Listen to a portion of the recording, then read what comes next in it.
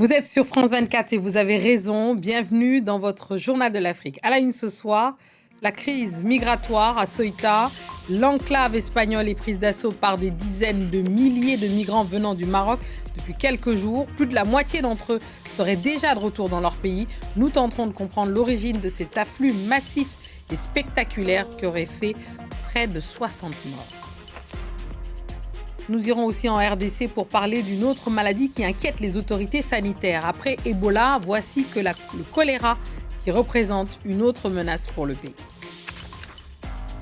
Et si cet été, le voyage commençait par un livre, des histoires qui nous emmènent du Ghana au Congo, de la Tanzanie à l'île Maurice, des récits qui parlent d'amour, de mémoire, de lutte ou encore d'identité, 4 ouvrages, 4 univers sélectionnés par notre invité Tirtankar Chanda. Il est journaliste culturel à RFI, l'un sans doute des meilleurs connaisseurs des littératures africaines et du Sud global. Il est avec nous pour partager ses coups de cœur de l'été. Ne ratez pas ça.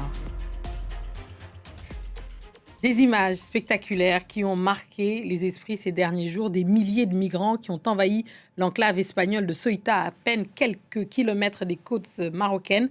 Et depuis quelques jours, la plupart d'entre eux seraient repartis chez eux, alimentés par des rumeurs virales sur les réseaux sociaux. Cet afflux massif aurait fait 57 morts. Clémence Valère. Ils sont des milliers, venus du Maroc et d'Afrique subsaharienne, à avoir tenté le pari de rejoindre l'Europe en nageant jusqu'à l'enclave espagnole de Ceuta. Mais pour la plupart d'entre eux, l'espoir aura été de courte durée. Après quelques heures seulement sur place, ils rebroussent chemin. Je suis étudiant à l'école des professeurs à Tétouan, mais il n'y a pas d'opportunité au Maroc. C'est pour ça que je suis venu ici. Mais je n'ai trouvé aucune opportunité. Donc, je devrais rentrer chez moi.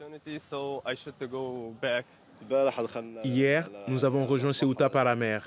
Nous y avons passé toute la journée et n'avons rien trouvé, ni à manger, rien, juste la mer et la route du retour vers le Maroc. S'il est encore difficile d'identifier avec certitude l'élément déclencheur de cette vague migratoire inattendue, selon plusieurs médias et experts, l'une des pistes évoquées serait une rumeur virale concernant une décision de justice espagnole relayée en masse sur les réseaux sociaux. Des rumeurs ont circulé sur les réseaux sociaux, affirmant que la Cour suprême espagnole avait décrété que les personnes qui atteignaient l'Espagne à la nage pourraient bénéficier d'un statut particulier. Ceci est totalement faux, car seule une partie de cette décision a été prise en considération, le reste du texte ayant été omis. Le 8 juillet, la justice espagnole a rendu un arrêt interdisant le refoulement automatique des migrants qui atteignent Ceuta ou Melilla à la nage. La décision précise notamment que des renvois pourraient rester possibles si les autorités mettaient en place des éléments de contention en mer pour protéger la ligne frontalière. Ce n'est pas la première fois que Ceuta est confrontée à une vague migratoire. En 2021, près de 8000 personnes avaient déjà tenté la traversée en l'espace de quelques jours, provoquant une grave crise diplomatique entre le Maroc et l'Espagne. En République démocratique du Congo, l'épidémie d'Ebola continue de se propager rapidement dans l'est du pays, mais l'Organisation mondiale de la santé a averti qu'une autre maladie, le choléra, représente également une menace grave. Plus de 100 000 cas ont été enregistrés depuis le début de l'année 2025. Les précisions à Kinshasa d'Emmet Livingstone. Selon des chiffres publiés vendredi par le gouvernement de la République démocratique du Congo, l'épidémie d'Ebola en cours est désormais la deuxième plus importante jamais recensée au monde. Le nombre de cas d'Ebola a dépassé les 3500, avec plus de 1500 décès recensés. Mais cette semaine, l'Organisation mondiale de la santé a averti qu'une autre maladie, le choléra, se propage elle aussi rapidement à travers le pays. Et dans l'ensemble, le choléra a fait plus de victimes. Des chiffres publiés par l'OMS montrent que plus de 100 000 cas de choléra ont été recensés cette année, avec plus de 3100 décès. Si la majorité des cas de choléra se concentrent dans l'est du pays, l'OMS a également indiqué que de nouveaux foyers apparaissent aussi dans l'ouest. La maladie attire moins l'attention qu'Ebola, sans doute parce qu'elle a un taux de mortalité moins important, mais l'OMS a dit craindre que le choléra continue à se propager alors que les cas augmentent rapidement. Kizza Besigye est hospitalisé en soins intensifs à Kampala. Le principal opposant au président ougandais Yoweri Museveni s'est effondré mercredi en pleine audience pour son procès pour trahison après avoir refusé les avocats désignés d'office par l'État. Le gouvernement n'a pour l'instant pas réagi. Les détails avec notre correspondante Aurore Bayou. L'opposant ougandais Kizza Besigye est toujours en soins intensifs à l'hôpital public de Mulago à Kampala. Selon son épouse, directrice exécutive d'ONU-SIDA, il est inconscient, incapable de parler et ne réagit pas aux stimuli douloureux. Deux sources de l'hôpital de Mulago confirment un état critique. Mercredi, des images impressionnantes le montraient s'effondrer au sol en pleine audience. Dans le box des accusés, l'ancien médecin personnel du président Yoweri Museveni venait de refuser d'être représenté par les avocats commis d'office par l'État. Deux de ses défenseurs ayant été écartés par les autorités, l'un arrêté, l'autre interdit d'entrer sur le territoire. L'abus de la Constitution doit cesser, avait lancé Besigye avant de s'écrouler. Pour l'un de ses avocats, ce sont les signes d'un acharnement délibéré pour l'épuiser et lui arracher des aveux sous la contrainte. Son épouse avait déjà dénoncé une cellule minuscule, surpeuplée, infestée de punaises de lit, allant jusqu'à évoquer un complot visant à le faire mourir en détention. C'est la troisième fois que Besigye est hospitalisé depuis son arrestation. Enlevé en 2024 lors d'un déplacement au Kenya, il risque la peine de mort pour trahison. Cette nouvelle hospitalisation relance les critiques sur la persécution judiciaire visant l'opposant, dans un pays où la pression sur les voix critiques ne faiblit pas. Après le Ghana, Sarah Moulali est au Cameroun. La première femme archevêque de Canterbury entame sa première tournée africaine depuis son intronisation en mars dernier. À la tête de 85 millions d'anglicans. Minoritaire mais influente, la communauté anglicane au Cameroun est estimée à 3 millions de fidèles, soit moins d'1% de la population. Cette visite a une forte portée symbolique dans un pays déchiré par une crise anglophone dans les régions du nord-ouest et du sud-ouest depuis 2016. À Yaoundé, la correspondance de Marcel Amoko. Sarah Moulali, l'archevêque de Canterbury, première femme à occuper ce poste et dont la désignation a été contestée sur le continent, a entamé sa visite officielle ici au Cameroun. Une visite qui suscite d'ailleurs peu d'engouement. Au programme, demain, 1er août, Boya, le chef-lieu de la région anglophone du sud-ouest, l'une des deux régions en proie au conflit séparatiste depuis 10 ans. Un conflit qui a déjà fait des milliers de morts, aussi bien du côté des populations civiles que des séparatistes anglophones, mais aussi des forces de défense et de sécurité camerounaises. Sarah Moulali doit y visiter une école de soins infirmiers. Un clin d'œil à son passé d'infirmière. Elle va célébrer ensuite ce dimanche 2 août à Douala une grande messe à la cathédrale Saint-Michael. Le volet politique de cette visite de l'archevêque de Canterbury au Cameroun, ce sera lundi prochain ici à Yaoundé, où une rencontre est prévue avec le gouvernement camerounais sur le thème de la paix et de la cohésion sociale. L'église anglicane est minoritaire au Cameroun avec quelques 3 millions de fidèles, moins d'1% de la population répartie sur quelques dizaines de paroisses seulement depuis 2008. Allez, on passe à la page culture de ce vendredi. Et vous le savez, l'été est souvent le moment où on prend le temps, enfin, de lire. Et si ces vacances étaient aussi l'occasion de voyager autrement à travers les littératures africaines de l'océan Indien. Pour nous guider, Tirthankar Chanda, il est journaliste culturel à RFI, vous le connaissez forcément, grand connaisseur des littératures du monde, a sélectionné 4 ouvrages qui nous emmènent du Ghana à la Tanzanie en passant par le Congo-Brazzaville et l'île Maurice. Bienvenue Tirthankar, c'est toujours un plaisir de vous recevoir. Donc au programme, 4 livres que vous avez sélectionnés.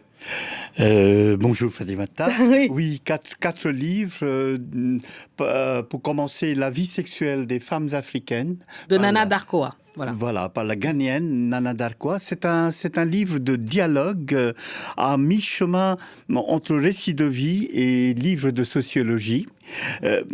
L'autrice, la Ghanéenne, donc Nana Darkoa, Sekiyama. Elle est militante féministe, elle est très connue dans son pays. Elle a longtemps écrit un blog sur les problèmes des femmes, sur la vie intime des femmes africaines, avant de passer au livre.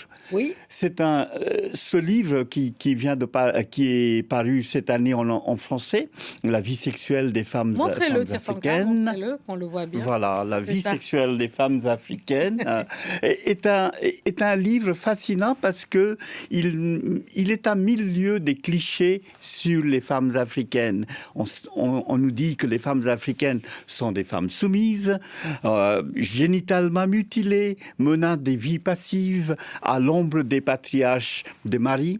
La réalité montre qu'elle est beaucoup plus nuancée. Cette réalité est beaucoup plus nuancée. C'est ce que raconte le livre de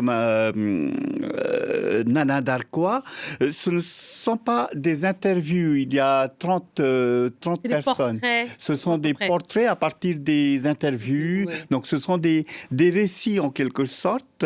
Elle a rencontré une trentaine de femmes d'Afrique et de sa diaspora qui... Les propos témoignent d'une vie sexuelle et amoureuse épanouie, assumée. Et dans ces pages, jouissance et pénétration ne sont pas de vilains mots. Très bien, très bien. Alors, heureusement qu'il est tard. Alors, passons à l'autre livre. Donc là, c'est un géant de la littérature.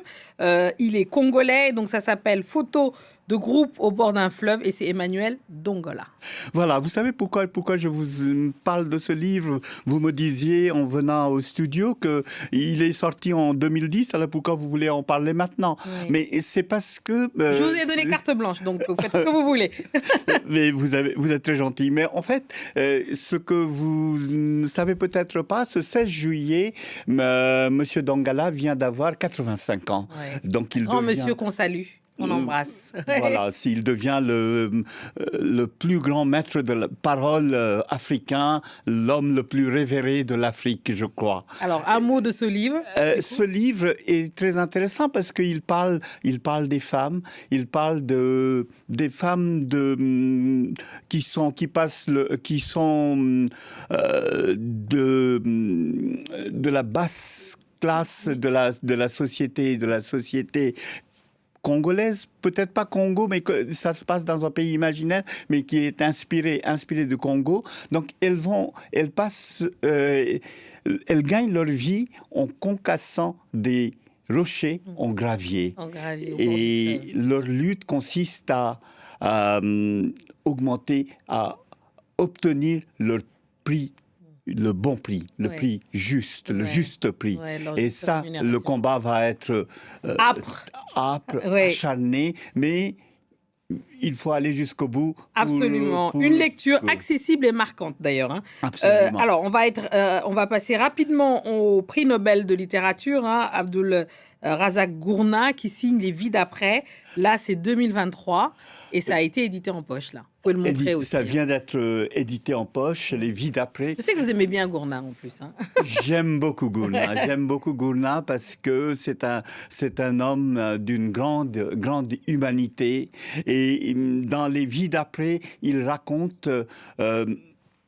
En fait, Les vies d'après, on a l'impression, quand on lit ce titre, on a l'impression qu'il s'agit d'un titre un peu religieux. Mais pas du tout. Ce livre ne raconte pas la vie après la mort, mais ce livre raconte la reconstruction psychique, sociale, après un cataclysme qui est la colonisation. Le récit se déroule dans l'Afrique de l'Est, après la colonisation allemande qui a été synonyme de barbarie, de dévastation. Donc, comment les personnages se reconstruisent psychiquement, comment vivre après une telle en anglais, il y a le terme aftermath. Aftermath.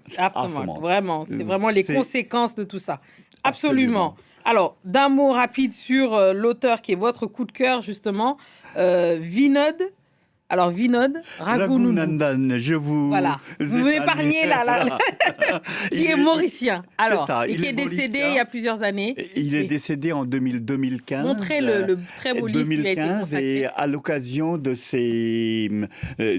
10 ans de sa disparition, son éditeur historique, la Maison des Mécènes, a publié les œuvres complètes, très élégant. Donc, doré en bas, violet en haut, doré sans doute pour la poésie et violet pour les nouvelles, parce que ce sont des domaines où il excellait, et c'est un des, il est sans doute il était un des écrivains les plus marquants de sa génération. Sa génération, c'était Natasha Panna, Ananda Devi, Barlene Piamutu. Bon, un mot, parce qu'on doit rendre là maintenant. Voilà, il faut absolument lire ces nouvelles qui se passent dans le fantastique, qui vous emmènent ailleurs, et il aime dire qu'il écrit pour abolir la mort. Ah, parfait. Merci beaucoup. Merci, Tirtankar. C'est moi qui vous remercie. C'est la fin de cette édition. Restez avec nous car l'actualité continue sur France 24. Merci.